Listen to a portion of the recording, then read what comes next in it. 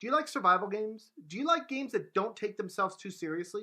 Check out my review of Journey to the Savage Planet coming up next on Mumbles. Welcome back, everyone, to another episode of Mumbles. On today's episode of Mumbles, I'm bringing you guys another game review. Today's game review is on a game called Journey to the Savage Planet. Now, guys, before I get into any of that, I do have to ask you guys all a huge favor. You know what's coming. If you haven't already, please do subscribe to the channel, ring the little notification bell, and drop a like on the video.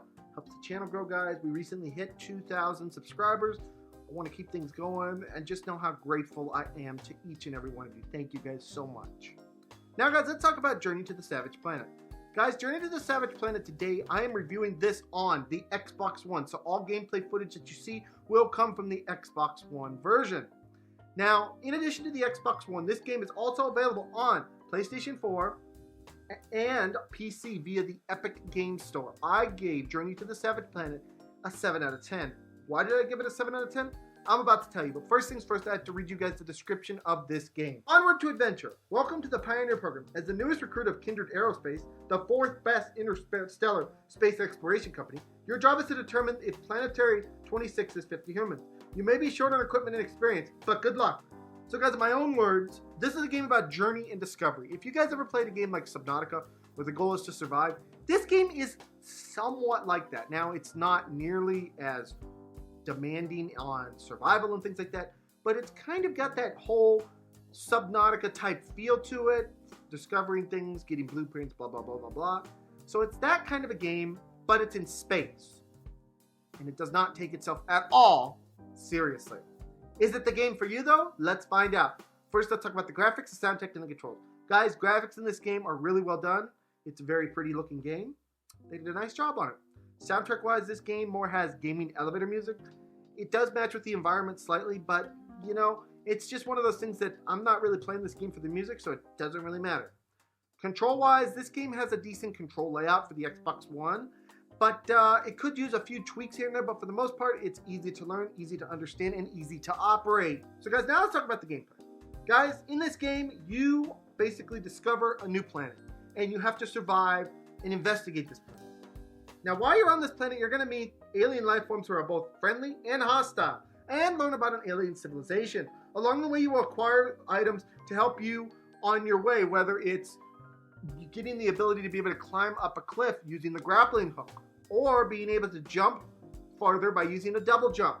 These are the kind of tools that you will gain on this island. This game very much has some platforming in it, so you need these kind of tools. Now, guys, there's also a lot of things to discover, whether it's aliens or different rocks or whatever it is. There's all different kinds of things to discover, and there's always something new popping up at you.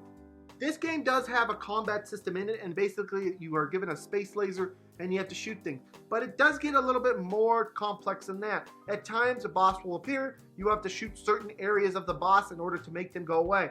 So it does have a well thought out combat system, nothing too serious again, but it is a combat system nonetheless. Now, as you're journeying onward, and as with most games, you will gain resources in this game.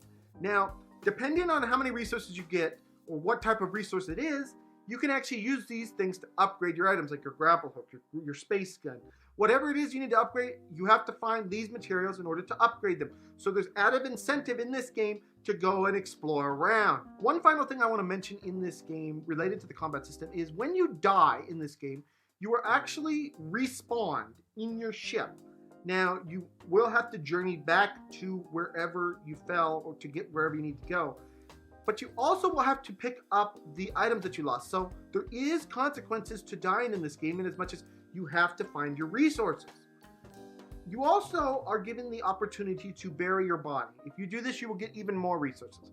So there is some consequences to death in this game. So guys, that's really all there is to say about the gameplay. Now I'm going to move on to the cons.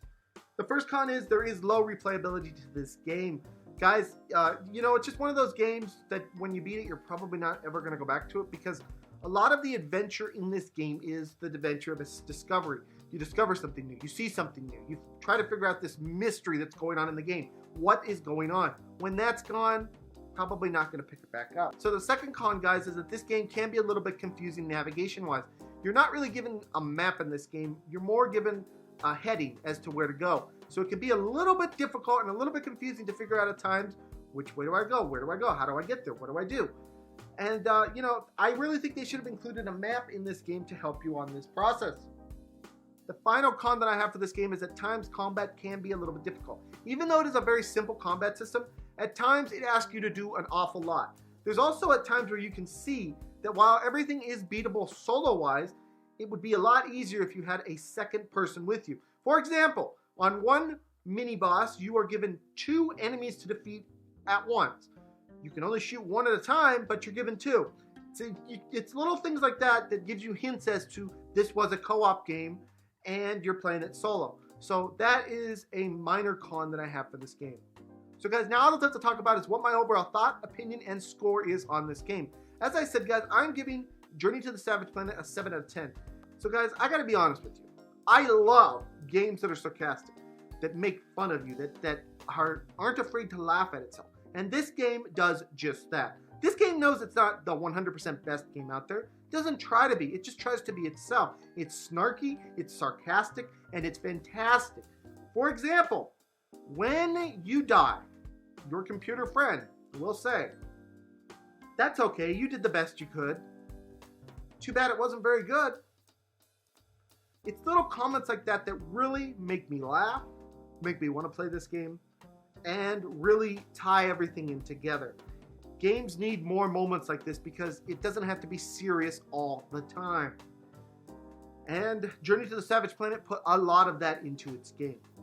Guys, the combat's a little wonky at times. The exploring can be a little bit hard to find where to go and a little bit hard to find what to do.